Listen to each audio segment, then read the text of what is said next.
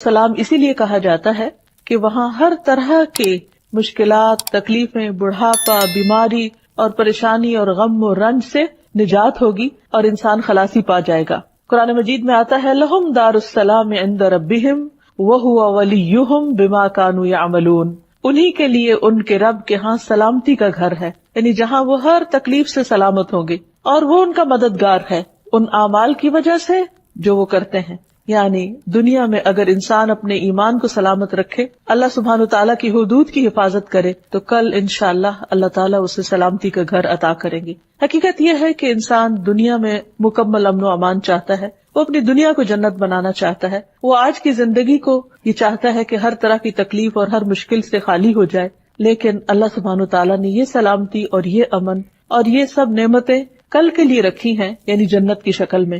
اس لیے انسان کو اس دنیا میں رہتے ہوئے اس کی تلاش جاری رکھنی چاہیے اور اس کے لیے محنت کرنی چاہیے۔ اسی طرح اس مصدر کا ایک اور معنی بھی ہے خالص تحفہ، یعنی سلامتی کا ایک معنی خالص تحفہ بھی ہے، یعنی ایسا تحفہ جو باطن کی برائی اور نیت کی خباثت سے پاک اور خالص ہو۔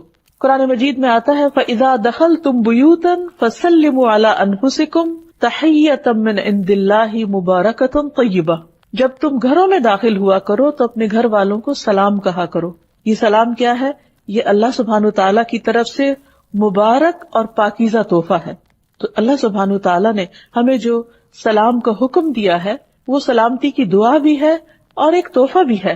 ثابت بن عبید کہتے ہیں کہ میں ایک مجلس میں آیا جس میں عبداللہ بن عمر وغیرہ تھے، تو انہوں نے کہا جب تم سلام کرو تو سناؤ، یعنی اونچی آواز میں کرو، کیونکہ وہ اللہ تعالیٰ کی طرف سے طیب اور مبارک دعا ہے۔ یعنی جب ایک انسان دوسرے کو سلام کرتا ہے تو ایک طرح سے برکت کی دعا دیتا ہے اور سلامتی کی دعا دیتا ہے، اور اس چیز کو مسلمانوں کے درمیان رائج کر کے دراصل اللہ سبحانہ تعالیٰ نے انہیں ایک بہت خوبصورت تحفہ دیا ہے کہ جو وہ ہر وقت ایک دوسرے کو دے سکتے ہیں۔ جیسا کہ ہم جانتے ہیں کہ تحفے کا تبادلہ باہم محبت بڑھاتا ہے، لیکن یہ ممکن نہیں کہ انسان ہر وقت ایک دوسرے کو مادی شکل میں تحفے دے سکے۔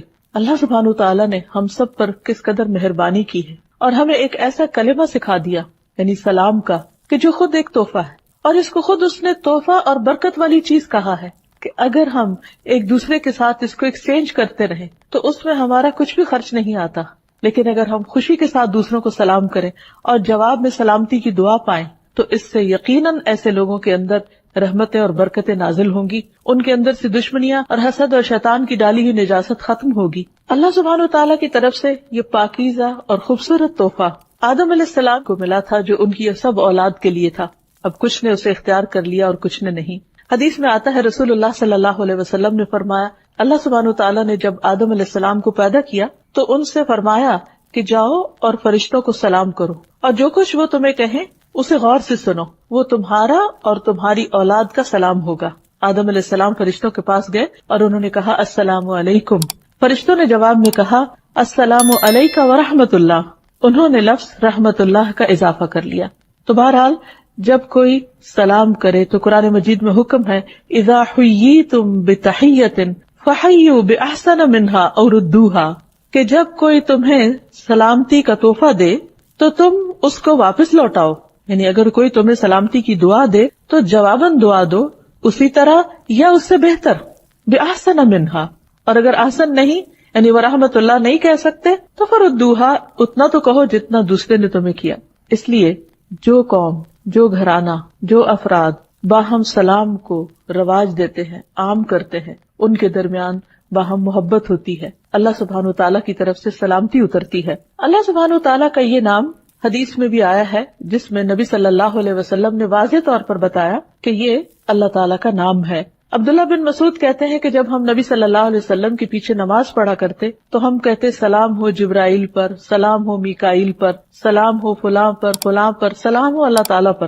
تو رسول اللہ صلی اللہ علیہ وسلم ایک روز ہماری طرف متوجہ ہوئے اور فرمایا ان اللہ هو السلام، اللہ تعالیٰ تو خود السلام ہے، یعنی تم اللہ تعالیٰ کو کیا سلامتی بھیجو گے، وہ تو خود ہی سلامتی، سراسر سلامتی، اور ہر طرح کی سلامتی اسی کی ذات کی طرف سے آتی ہے۔ اور وہ نہ صرف یہ کہ خود سلامتی والا ہے بلکہ سلامتی دینے والا بھی ہے۔ نبی صلی اللہ علیہ وسلم ہر نماز کے بعد 3 بار استغفار کرتے، استغفراللہ استغفراللہ استغفراللہ، اور اس کے بعد یہ دعا پڑھا کرتے تھے، اللہم انت السلام ومنک السلام تبارکت یا ذا الجلال والاکرام، اے اللہ تو السلام ہے، یعنی تمام عیوب سے پاک ہے، ہر کمی سے پاک ہے، اور تجھی سے سلامتی ہے، یعنی اس کائنات کے اندر جو کچھ بھی سلامت ہے وہ تیری وجہ سے ہے، اے بزرگی اور بخشش والے تو برتر ہے، بہت برکت والا ہے، تبارکت یا ذا الجلال والاکرام۔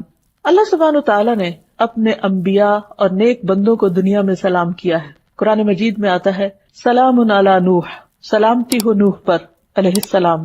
پھر اسی طرح سلام علی ابراہیم، ابراہیم پر سلامتی ہو، سلام علی موسیٰ، موسیٰ علیہ السلام پر سلامتی ہو، سلام علی الیاسین، الیاسین پر سلامتی ہو، اور سلام علی المرسلین، سارے رسولوں پر سلامتی ہو۔ قرآن مجید کی ایک اور آیت میں آتا ہے قل الحمد للہ وسلام علی عبادہ الذین اصطفیٰ اللہ خیر اما یشرکون۔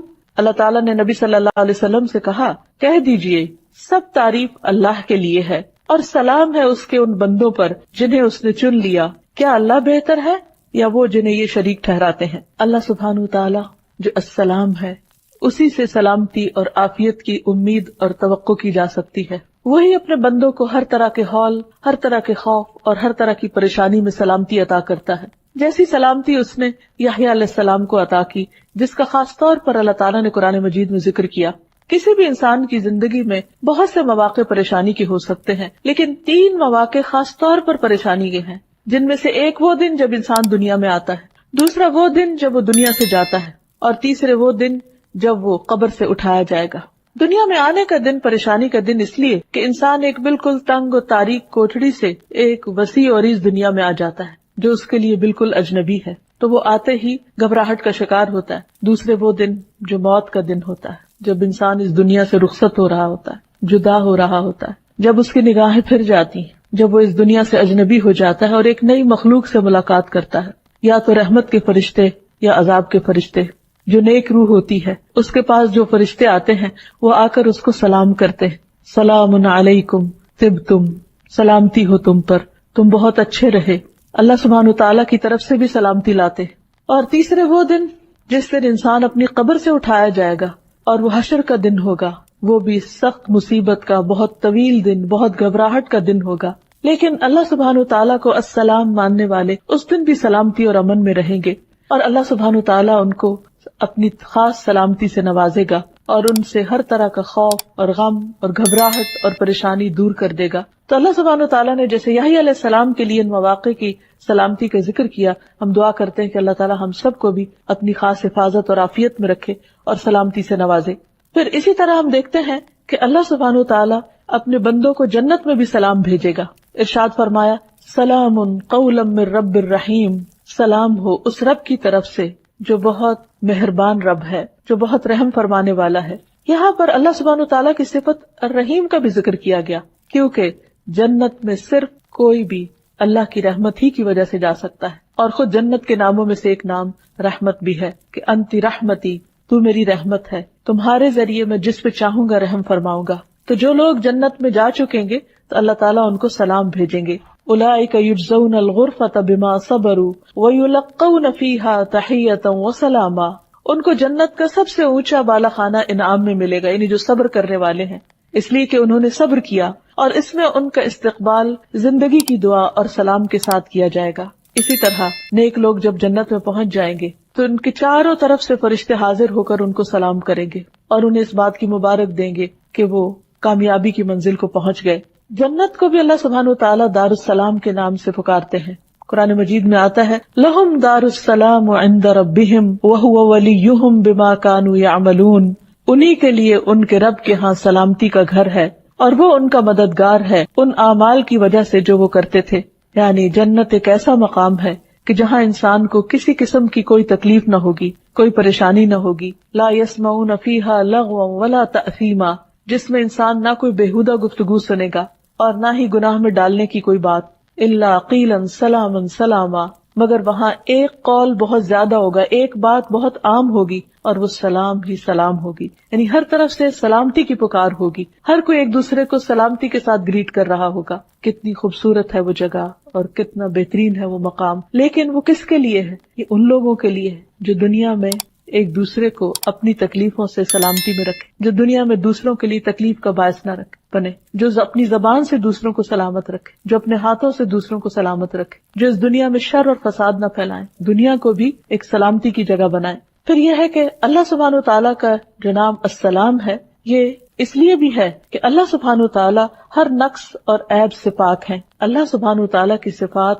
اتنی بلند ہیں، اس کی شان اتنی بلند ہے کہ اس کے اندر کسی قسم کا بھی کوئی عیب نہیں پایا جاتا، اور اسی لیے وہ سلامتی کو پسند کرتا ہے۔ اس نے ہمارے لیے جو دین پسند کیا اس کا نام بھی اسلام رکھا، جو پھر اسی روٹ یعنی سین لام میم سے ہی ہے کہ جو شخص اسلام قبول کر لیتا ہے وہ سلامتی میں آ جاتا ہے، اللہ تعالیٰ کی رحمت میں آ جاتا ہے۔ قرآن مجید میں اللہ سبحانہ وتعالیٰ فرماتے ہیں وَرَضِيتُ لَكُمُ الْإِسْلَامَ دِينًا، میں نے تمہارے لیے دین نے اسلام کو پسند کیا، یعنی اسلام کو بطور دین تمہارے لیے پسند کیا۔ پھر اللہ تعالیٰ جو انسانوں کو ہدایت کی طرف بلاتا ہے تو اس کے لیے بھی فرماتا ہے وَاللَّهُ يَدْعُو إِلَى دَارِ السَّلَامِ، اللہ تمہیں سلامتی کے گھر کی طرف دعوت دیتا ہے، یعنی اگر تم اللہ کی مرضی کے مطابق زندگی بسر کرو، اس کی اطاعت کرو، اس کی فرما برداری کرو تو تم سلامتی کو پہنچو گے۔ پھر اسی طرح ایک اور جگہ پر فرمایا قَدْ جَاءَكُم مِّنَ اللَّهِ نُورٌ وَكِتَابٌ مُّبِينٌ يَهْدِي بِهِ اللَّهُ مَنِ اتَّبَعَ رِضْوَانَهُ سُبُلَ السَّلَامِ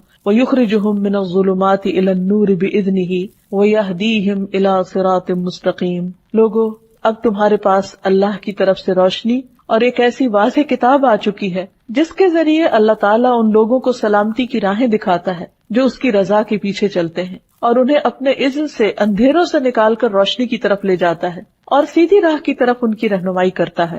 عام طور پر ہمارا یہ خیال ہوتا ہے کہ شاید اگر ہم دین کی طرف آئیں گے یا ہم اللہ سبحانہ وتعالیٰ کی بات مانیں گے شاید دنیا ہمارے لیے مشکل ہو جائے گی، لیکن حقیقت یہ ہے کہ اللہ سبحانہ وتعالیٰ نے جتنے بھی احکامات ہمیں دیے ہیں بعض اوقات وہ ہمیں اپنی مرضی کے خلاف یا پسند کے خلاف لگتے ہیں، یا ہماری خواہش نفس اس کے اگینسٹ جاتی ہے، اور ہم یہ سمجھتے ہیں کہ شاید یہ ہمارے اوپر زیادتی کی گئی ہے ہمیں کوئی خاص حکم دے کر۔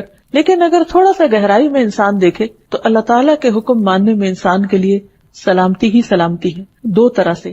ایک تو یہ کہ دنیا میں انسان کے اوپر دین جو بھی پابندیاں لگاتا ہے وہ جس پر پابندی لگ رہی ہوتی ہے اس کے لیے تو تھوڑی مشکل کا باعث ہوتی ہے، لیکن اس سے دوسرے لوگ امن چین میں آتے ہیں۔ مثلا اللہ تعالیٰ نے اگر چوری سے منع کیا تو کیوں منع کیا ہے؟ تاکہ دوسروں کا مال سلامت رہے۔ اب جو چور ہے ہو سکتا ہے وہ یہ سمجھے کہ اس کی کوئی چیز ضرورت ہے اور اس کو کسی اور کے مال میں مل رہی ہے تو اسے اجازت دی جائے اور اس کو نہ پوچھا جائے اور نہ پکڑا جائے، اس کو برا بھلا نہ کہا جائے۔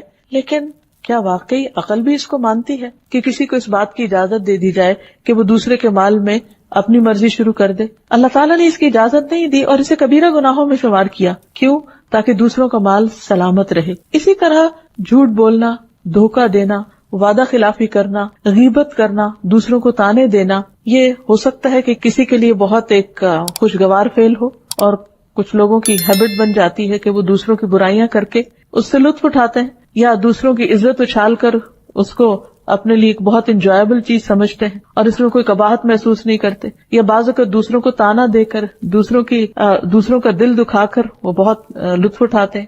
اور بظاہر دیکھنے میں کوئی کہہ سکتا کہ اچھا چلو کوئی بات نہیں، ایسی بھی کون سی بڑی بات ہے، اگر کسی نے کسی کو کچھ کہہ دیا اس سے کسی کا کیا بگڑ جاتا ہے۔ لیکن بعض اوقات بظاہر دیکھنے میں جو کچھ جوکس بھی ایسے ہوتے ہیں کہ جو بظاہر دیکھنے میں بہت ہارمفل نظر نہیں بھی آتے، لیکن حقیقت یہ ہے کہ بہت ساری چیزیں اگر ان پر روک ٹوک نہ لگائی جائے، ان کو ایک حد کے اندر نہ کیا جائے تو وہ تعلقات کی خرابی کا باعث بنتے ہیں۔ اسی لیے قرآن مجید میں فرمایا گیا وَيْلٌ لِكُلِّ هُمَزَةٍ لُمَزَةٍ، ہلاکت ہے ہر اس شخص کے لیے جو عیب لگائے اور تانے دے۔ کوئی بھی شخص کسی کی عزت جب اچھالتا ہے تو یہ کوئی معمولی چیز نہیں ہے۔ اللہ سبحانہ وتعالیٰ کی نظر میں ایسا شخص سلامتی کی حدود سے باہر نکل رہا ہے، کیونکہ اس سے دوسرے کی عزت سلامت نہیں ہے۔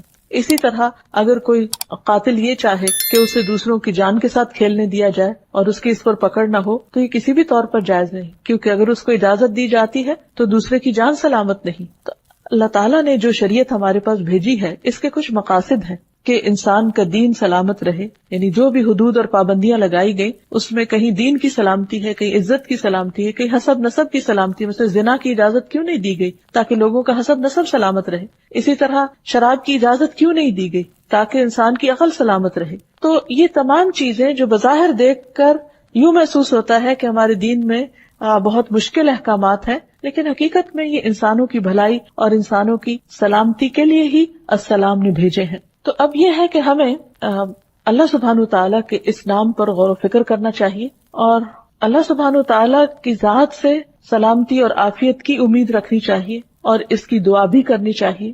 اور اللہ سبحانہ تعالیٰ کے ساتھ جو ہمارا تعلق ہے اس کے اندر محبت بھی اسی وقت پیدا ہو سکتی ہے جب ہم اس کی طرف سے ہمیں کوئی نقصان نہیں پہنچنے والا، وہ ہمیں ناروا عذاب دینے والا نہیں، وہ ہمیشہ عدل و انصاف کرنے والا ہے، اس کا ہر فیصلہ علم اور حکمت پر مبنی ہوتا ہے. اور جب وہ سراسر خود سلامتی ہے اور پرفیکٹ ہے اور ہر نقص اور عیب سے پاک ہے، تو اسے اپنے بندوں کے اندر بھی ایسی صفات دیکھنی ہے کہ جو انہیں عیوب سے پاک کریں. ہمارا دین جہاں ہماری دنیا کی سلامتی کا ذریعہ ہے، اور اس میں پائے جانے والے احکامات جو بظاہر نفس پر بھاری اور مشکل ہی کیوں نہ ہو، وہ ہمارے لیے دراصل سلامتی کا پیغام ہے، لیکن اس کے ساتھ ساتھ یہ دین ہماری آخرت کی سلامتی کا ذریعہ بھی ہے. جب ایک انسان دنیا میں اللہ تعالیٰ کے احکامات کی پابندی کرتا ہے تو وہ موت کے وقت قبر میں اور قبر سے اٹھنے کے بعد امن اور چین میں رہے گا، سلامتی میں رہے گا. اور اس دن جب ہر طرف ایک بہت بڑی آفت چھائی ہوئی ہوگی، انبیاء علیہم السلام سلامتی کی دعائیں کر رہے ہوں گے. رسول اللہ صلی اللہ علیہ وسلم نے فرمایا، جہنم کی پشت پر پل بنا کر ایک راستہ بنایا جائے گا جس کو عام طور پر پل صراط کہا جاتا ہے. تمام پیغمبر اپنی امتوں کے ساتھ اس پل سے گزریں گے. میں پہلا رسول ہوں گا جس کو اپنی امت کے ساتھ اس پل پر سے گزرنے کی اجازت دی جائے گی. قرآن مجید میں بھی آتا ہے، وَإِن مِّنكُمْ إِلَّا وَارِدُهَا، تم میں سے کوئی بھی ایسا نہیں جو اس کے اوپر سے نہ گزرے. سب کو وہیں سے گزرنا ہے، جنت تک پہنچنے کے لیے بھی اس پل کا سفر کرنا ہے. تو فرمایا کہ میں سب سے پہلے اپنی امت کے ساتھ گزروں گا. اس روز انبیاء کے علاوہ کوئی بھی اور بات نہ کر سکے گا، اور انبیاء بھی صرف یہ کہیں گے، اللہم سلم سلم، اے اللہ سلامتی دے، اے اللہ سلامتی دے. یعنی وہ بھی ایک بہت گھبرا دینے والا، پریشان کن مرحلہ ہوگا کہ جب وہ، جیسے کہا جاتا ہے کہ بال سے بھی باریک اور تلوار سے بھی تیز وہ پل ہے کہ جس کے اوپر سے سب کو گزرنا ہوگا. تو ایک اور روایت میں بھی آتا ہے صحیح مسلم کی کہ تمہارے نبی صلی اللہ علیہ وسلم پل صراط پر کھڑے ہو کر کہہ رہے ہوں گے، رب سلم سلم، اے رب سلامت رکھ، اے رب سلامت رکھ. یعنی انسان اس گرنے سے، کیونکہ وہ جہنم کے اوپر لگا ہوا ہوگا، تو کوئی ذرا بھی اگر لغزش کھایا یا جس کے پاؤں اکھڑ گئے، وہ پھر سلامت نہیں رہ سکتا. تو نبی صلی اللہ علیہ وسلم کا یہ دنیا میں تو ہم پر خیر بہت سارے احسانات ہیں ہی، قیامت کے دن بھی اپنی امت کے لیے ان کے بہت سے احسانات ہیں، جن میں سے ایک یہ کہ وہ پل صراط کے پاس کھڑے ہو کر جب ان کی امت گزر رہی ہوگی تو سراسر سلامتی کی دعائیں مانگ رہے ہوں گے. نبی صلی اللہ علیہ وسلم نے فرمایا، پھر ایک وقت آئے گا کہ بندوں کے اعمال انہیں چلنے نہیں دیں گے، حتیٰ کہ ایک شخص آئے گا جو چلنے کی طاقت نہیں رکھتا ہوگا اور اپنے آپ کو پل صراط سے گھسیٹتے ہوئے گزارے گا. اس کی اور بھی تفصیلات ہمیں احادیث میں ملتی ہیں کہ کچھ لوگ بجلی کی تیزی سے گزر جائیں گے، ہر کوئی اپنے اپنے اعمال کے مطابق گزرے گا. کچھ لوگ پانی کی رفتار سے، کچھ ہوا کی رفتار سے، کچھ اونٹوں کی رفتار سے، کچھ پیدل چلنے والوں کی رفتار سے. اور یہاں جو بتایا گیا کہ ایک شخص اپنے اعمال کی وجہ سے اتنا، یعنی اپنے برے اعمال کی وجہ سے اتنا بوجھل ہوگا کہ چل بھی نہیں سکے گا اور گھسٹ گھسٹ کے وہ پل پار کر رہا ہوگا. تو اس لیے اللہ تعالیٰ سے دعا کرنی چاہیے کہ اللہ تعالیٰ ہمیں اس دن کے ہول، اس دن کی گھبراہٹوں اور اس دن کی پریشانیوں سے محفوظ رکھے. لیکن اس کے لیے دنیا میں اللہ سبحانہ وتعالیٰ کے احکامات کی پابندی ضروری ہے، دین اسلام کے اندر پورے کا پورا داخل ہونا ضروری ہے تاکہ ہم یہاں اور وہاں دونوں جگہ سلامتی پا سکیں. نبی صلی اللہ علیہ وسلم ہر نماز کے بعد تو سلامتی کی دعا کرتے ہی تھے، ہر مہینے کے آغاز میں بھی سلامتی کی دعا کرتے.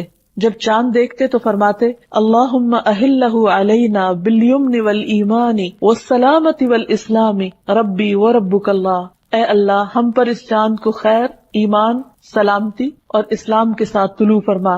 اے چاند میرا اور تیرا رب اللہ ہے. یعنی جب انسان نئے چاند کو دیکھے تو سلامتی مانگے، جیسے کوئی نیا دن شروع ہوتا ہے، نیا مہینہ شروع ہوتا ہے. پھر اسی طرح ہم نماز کی حالت میں بھی سلامتی کی دعا کر رہے ہوتے ہیں، جس میں التحیات للہ والصلوات والطیبات السلام علیک ایھا النبی. یعنی ہم جیسے قرآن مجید میں ہمیں حکم دیا گیا کہ ہم نبی صلی اللہ علیہ وسلم پر سلام بھیجیں اور درود بھیجیں، تو ہم ہر نماز کے اندر ہی یہ دعا کرتے ہیں، التحیات للہ والصلوات والطیبات السلام علیک ایھا النبی ورحمۃ اللہ وبرکاتہ السلام علینا وعلی عباد اللہ الصالحین. کہ تمام قولی، فعلی اور بدنی عبادتیں اللہ کے لیے ہیں۔ اے نبی صلی اللہ علیہ وسلم، آپ پر اللہ کی سلامتی ہو اور اللہ کی رحمت ہو، حالانکہ آپ سب سے زیادہ نیک تھے، لیکن ہمارا فرض بنتا ہے کہ اللہ کے حکم کے مطابق سلامتی کی دعا خاص طور پر پڑھیں، اور التحیات پڑھے بغیر نماز بھی نہیں ہوتی تو شعوری طور پر بھی پڑھا کریں۔ اور پھر اللہ کی رحمت ہو اور اس کی برکت ہو ہم پر اور اللہ کے نیک بندوں پر سلامتی نازل ہو، یعنی جتنے بھی اللہ کے نیک بندے گزرے ہیں پچھلے دور میں یا اب ہیں یا آنے والے ہیں، ہر ایک کے لیے سلامتی کی دعا ہے۔ عام طور پر جیسے ہم اپنے سوشل لائف میں ایک دوسرے کو سلام کرتے ہیں تو وہ انہی کو کرتے ہیں جو ہمارے سامنے ہوتے ہیں، لیکن اس دعا کے اندر وہ سب شامل ہیں جو پیچھے گزر چکے یا جو آج موجود ہیں اور ہم ان کو جانتے بھی نہیں، کہ اللہ جتنے بھی تیرے نیک بندے ہیں تو ان سب کو سلامت رکھ۔ حتیٰ کہ جب ایک مسلمان فوت ہو جاتا ہے اور وہ دفن کر دیا جاتا ہے تو دوسرے مسلمان پہ لازم ہے کہ اگر وہ قبرستان کے پاس سے گزرے تو بھی ان کے لیے سلامتی کی دعا کرے۔ السلام علیکم اہل الدیار من المؤمنین والمسلمین وإنا انشاء اللہ للاحقون اسأل اللہ لنا ولکم العافیہ۔ تم پر سلامتی ہو اے مومنوں اور مسلمانوں کے گھر والوں، اور ہم تم سے انشاءاللہ ملنے والے ہیں۔ ہم اللہ سے اپنے اور تمہارے لیے عافیت مانگتے ہیں، سلامتی مانگتے ہیں۔ تو گویا اس نام کا تقاضا یہ ہے کہ ہم اپنی پوری زندگی اس کے مطابق گزاریں، اپنی ذات سے دوسروں کو تکلیف نہ دیں، دوسروں کو سلامتی دیں اور سلامتی کے پیغام کو عام کریں۔ اللہ سبحانہ وتعالیٰ کے اس نام پر ایمان لانے کا اثر یہ ہے کہ ایک مسلمان اپنی ذات سے کسی کو تکلیف نہیں دیتا اور اپنے ہاتھ اور زبان کو روک لیتا ہے اپنے گھر والوں کو تکلیف دینے سے، اپنے پڑوسیوں کو، اپنے رشتہ داروں کو اور تمام انسانوں کو۔ اور یہی ایک مسلمان کی پہچان ہے کہ المسلم من سلم المسلمون من لسانہ ویدہ۔ مسلمان کون ہے؟ مسلمان وہ ہے کہ جس کی زبان اور جس کے ہاتھ سے دوسرے مسلمان محفوظ رہیں، ان کی عزتیں محفوظ رہیں، ان کے دلوں کو تکلیف نہ پہنچے، یعنی انسان ایسی کوئی بات نہ کرے کہ جس سے دوسرے ہرٹ ہوں۔ پھر اسی میں یہ بات آ جاتی ہے کہ انسان صرف زبانی کلامی باتیں ہی نہ کرے بلکہ اس کے ایکشنز ایسے ہوں کہ جس سے دوسرے لوگ محفوظ ہوں۔ مثلاً کسی کو امان دی ہے تو اسے دھوکہ نہ دے۔ رسول اللہ صلی اللہ علیہ وسلم نے فرمایا، جو شخص کسی کو پہلے اس کی جان کی امان دے پھر اسے قتل کر دے تو قیامت کے دن اسے دھوکے کا جھنڈا دیا جائے گا، یعنی سب دنیا کے سامنے اس کو رسوا کیا جائے گا کہ یہ شخص دوسروں کو دھوکہ دینے والا تھا۔ نبی صلی اللہ علیہ وسلم نے یہ بھی فرمایا، اللہ کی قسم وہ ایمان والا نہیں، اللہ کی قسم وہ ایمان والا نہیں، اللہ کی قسم وہ ایمان والا نہیں۔ عرض کیا گیا، یا رسول اللہ صلی اللہ علیہ وسلم کون ایمان والا نہیں؟ فرمایا، وہ شخص جس کے شر سے اس کے پڑوسی محفوظ نہ ہو، اس کے کولیگز، اس کے ساتھی، اس کے آس پاس والے اس کے شر سے نہ بچے ہوئے ہوں۔ تو آپ سوچئے کہ اگر کوئی شخص کسی کے لیے سلامتی کا ماحول نہیں پیدا کرتا تو وہ خود کیسے سلامت ہو سکتا ہے؟ اللہ کے رسول صلی اللہ علیہ وسلم اس سے کیسے خوش ہو سکتے ہیں؟ وہ ان کی شفاعت کی کیسے امید رکھ سکتا ہے؟ لہذا بہت ضروری ہے کہ ہم اپنے آپ کو اس قابل بنائیں، اس چیز کے اہل بنائیں ان اعمال کے ذریعے جو سلامتی کو دعوت دیتے ہیں۔ اللہ سبحانہ وتعالیٰ کا یہ نام اور صفت ہم سے تقاضا کرتی ہے کہ ہم سلامتی کو عام کریں اور باہم ایک دوسرے کو کثرت سے سلام کریں۔ رسول اللہ صلی اللہ علیہ وسلم نے فرمایا، سلام اللہ کے ناموں میں سے ایک نام ہے جسے اس نے زمین میں رکھا ہے، تم سلام کو آپس میں پھیلاؤ۔ یعنی جس وقت بھی ایک شخص دوسرے کو السلام کہتا ہے تو گویا وہ اللہ کا نام لے رہا ہوتا ہے، وہ ایک عبادت کی حالت میں ہوتا ہے۔ اللہ سبحانہ وتعالیٰ نے ایک خوبصورت لفظ، ایک خوبصورت تحفہ بھیجا ہے کہ جس کو ہم ایک دوسرے کو دیتے رہیں تو ہمارے لیے بھی سلامتی ہوگی اور دوسرے بھی محفوظ رہیں گے، کیونکہ یہ نہیں ہو سکتا کہ آپ کسی کو کہیں کہ تم پر سلام ہو اور پھر اس کے بعد اس کو کسی قسم کی تکلیف دیں یا اس کے ساتھ زیادتی کریں۔ یہ گویا سلام ایک ڈھال ہے کہ جو انسان کو دوسرے انسان تک تکلیف پہنچانے میں ایک روک کا کام دیتا ہے۔ پھر اسی طرح آپ صلی اللہ علیہ وسلم نے فرمایا، افشوا السلام تسلموا، تم سلام پھیلاؤ سلامت رہو گے۔ یعنی اگر کوئی شخص یہ چاہتا ہے کہ وہ خود بھی سلامت رہے اور دوسرے بھی سلامت رہے تو انہیں سلام کلچر کو عام کرنا چاہیے۔ ابو الدرداء سے مروی ہے، رسول اللہ صلی اللہ علیہ وسلم نے فرمایا، افشوا السلام کی تعلو، سلام پھیلاؤ تاکہ تم بلند ہو جاؤ۔ اس سے پتہ چلتا ہے کہ سلام کرنا بلندی کا ذریعہ بھی ہے۔ اور پھر ایک مسلمان کے دوسرے مسلمان پر جو 6 حقوق ہیں ان میں سے سب سے پہلے نمبر پر سلام ہی ہے۔ پھر مسلمان کی گفتگو کا آغاز بھی سلام سے ہونا چاہیے۔ حدیث میں آتا ہے، السلام قبل الکلام، کلام سے پہلے سلام کیا جائے۔ اور پھر صرف ملاقات کے وقت ہی سلام نہ کیا جائے، جدا ہوتے وقت بھی سلام کیا جائے۔ نبی صلی اللہ علیہ وسلم نے فرمایا، جب تم میں سے کوئی شخص کسی مجلس میں پہنچے تو سلام کرے، اور جب وہاں سے جانے کے لیے کھڑا ہو تو سلام کرے، اور دوسرا سلام پہلے سلام سے کچھ کم نہیں، یعنی دونوں ہی امپورٹنٹ ہیں۔ اسی طرح صرف السلام علیکم بھی کہا جا سکتا ہے، اور السلام علیکم ورحمۃ اللہ وبرکاتہ بھی، جو اس میں ان دو مزید دعاؤں کا اضافہ کرتا ہے اس کا اجر اور بھی زیادہ بڑھ جاتا ہے۔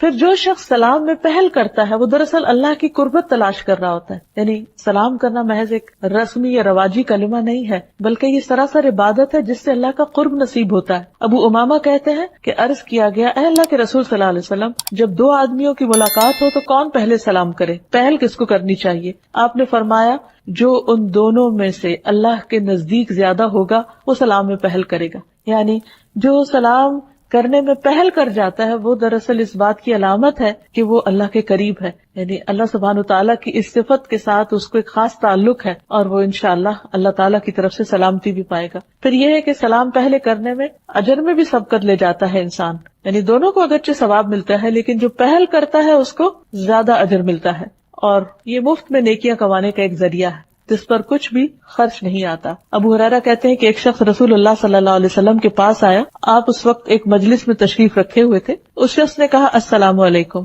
آپ نے فرمایا 10۔ دوسرا آیا، اس نے کہا السلام علیکم ورحمۃ اللہ، آپ نے فرمایا 20۔ تیسرا آیا، اس نے کہا السلام علیکم ورحمۃ اللہ وبرکاتہ، آپ نے فرمایا 30، یعنی پہلے کو 10، دوسرے کو 20 اور تیسرے کو 30 نیکیاں ملیں گی۔ تو انسان جتنی چاہے اپنے لیے نیکیاں بڑھا لے۔ سلام صرف نیکیاں بڑھانے ہی کا ذریعہ نہیں بلکہ آپس کی محبت بڑھانے کا ذریعہ بھی ہے، جنت میں لے جانے والا عمل ہے۔ نبی صلی اللہ علیہ وسلم نے فرمایا، تم جنت میں داخل نہ ہو سکو گے جب تک ایمان نہ لاؤ، اور تم ایمان نہیں لا سکتے جب تک آپس میں محبت نہ کرو، یعنی باہم محبت ایمان کا ذریعہ ہے۔ کیا میں تمہیں ایسی بات نہ بتاؤں کہ تم اس پہ عمل کرو تو تمہارے درمیان محبت پیدا ہو جائے؟ افشوا السلام بینکم، آپس میں سلام کو رواج دو، یعنی جب کثرت سے سلام کرو گے تو دلوں میں محبت پیدا ہو جائے گی۔ اور پھر یہ کہ صرف بڑوں کو ہی نہیں، صرف اپنے جیسوں کو ہی نہیں، بلکہ بچوں کو بھی سلام کرنا چاہیے۔ انس کہتے ہیں کہ نبی صلی اللہ علیہ وسلم بچوں کے پاس سے گزرے تو آپ نے ان کو سلام کیا۔ پھر اسی طرح بعض اوقات انسان کہیں باہر جاتا ہے تو سلام کرتا ہے لیکن گھر والوں کو سلام نہیں کرتا، تو گھر والوں کو بھی سلام کرنا چاہیے۔ ابو امامہ کہتے ہیں آپ صلی اللہ علیہ وسلم نے فرمایا، 3 لوگ ایسے ہیں جن کا ضامن اللہ ہے، اگر وہ زندہ رہے تو اللہ ان کے لیے کافی ہو جائے گا، اگر فوت ہو جائے تو وہ جنت میں داخل ہوگا۔ ایک وہ شخص جو اپنے گھر میں سلام کر کے داخل ہو، یعنی اپنے ہی گھر والے ہیں، اپنے ہی پیارے ہیں، لیکن ان کو بھی دعا دیتا ہے، کیونکہ بعض اوقات ہم سمجھتے ہیں کہ شاید یہ کرٹیسی کے طور پر یا دوسرے لوگوں کے ساتھ ایک اچھا ریلیشن بنانے کے لیے، بے تکلفی لانے کے لیے یہ کلمہ دہرایا جائے، نہیں۔ جو شخص گھر والوں کو سلام کرتا ہے وہ جنت کا مستحق قرار پاتا ہے۔ پھر اسی طرح وہ شخص جو مسجد کی طرف چلا، اللہ اس کا ضامن، اور تیسرا وہ جو اللہ کے راستے میں نکلا، اللہ تعالیٰ اس کا بھی ضامن ہے، اس کا بھی مددگار ہے۔ یہاں تک کہا گیا ہے کہ اگر گھر خالی ہو تو بھی سلام کرو۔ عبداللہ بن عمر کہتے ہیں کہ جب کوئی خالی گھر میں داخل ہو تو کہے السلام علینا وعلی عباد اللہ الصالحین، سلام ہو ہم پر اور اللہ کے نیک بندوں پر، السلام علینا، یعنی اور کوئی نہیں تو اپنے آپ ہی کو سلام کرے۔ پھر اسی طرح اگر گھر میں کوئی سو رہا ہو تو ہلکی آواز سے سلام کرے، تاکہ یہ نہیں کہ زبان سے تو سلامتی بھیج رہا ہے لیکن اس کو دوسرے کو تکلیف دے رہا ہے۔ پھر اسی طرح جس کو نہ جانتے ہو اس کو بھی سلام کیا جائے، کہیں جھگڑا ہو جائے، بحث ہو جائے، یا کوئی لا علم شخص کوئی ناروا بات کرے تو اس کو بھی سلام کر کے انسان ایک طرف ہو جائے، جیسے قرآن مجید میں آتا ہے وَإِذَا خَاطَبَهُمُ الْجَاهِلُونَ قَالُوا سَلَامًا، کہ جب جاہلوں سے ان کا پالا پڑتا ہے تو کہہ دیتے ہیں تم پر سلامتی ہو، اور ان سے اعراض برتتے ہیں۔ پھر یہ کہ سلام جو ہے وہ ناراضگی دور کرنے کا بھی ذریعہ ہے، اور جب کبھی باہم رنجش ہو جائے یا کوئی تعلقات میں کمی بیشی ہو جائے تو اس وقت بھی اس تعلق کو دوبارہ ریوائیو کرنے کے لیے سلام ایک بہت ہی خوبصورت طرز عمل ہے۔ پھر یہ کہ صحابہ کرام جو تھے وہ باہم ایک دوسرے کو کثرت سے سلام کرتے، یہاں تک آتا ہے کہ اگر کوئی کسی درخت کے اوٹ کے پیچھے ہوتا پھر سامنے آتا تو پھر سلام کیا کرتے۔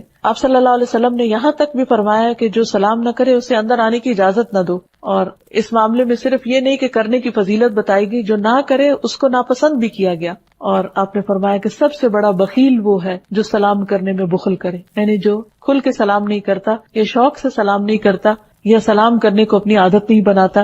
رسول اللہ صلی اللہ علیہ وسلم نے فرمایا لوگوں میں سب سے زیادہ عاجز وہ ہے جو دعا کرنے سے عاجز ہے، یعنی جب اس کو کوئی ضرورت پیش آتی ہے تو وہ ہاتھ نہیں اٹھاتا، اللہ سے مانگتا نہیں۔ اور لوگوں میں سب سے بڑا بخیل وہ ہے جو سلام میں بخل کرتا ہے، یعنی کہ اس کے منہ سے سلامتی کی دعا نہیں نکلتی. تو اللہ تعالیٰ سے دعا ہے کہ وہ ہمیں بہترین اخلاق عطا فرمائے. اپنے اس نام کی برکت سے وہ ہم سب کے اندر بہترین اخلاق پیدا کرے اور ہمیں سلام کی عادت عطا کر دے.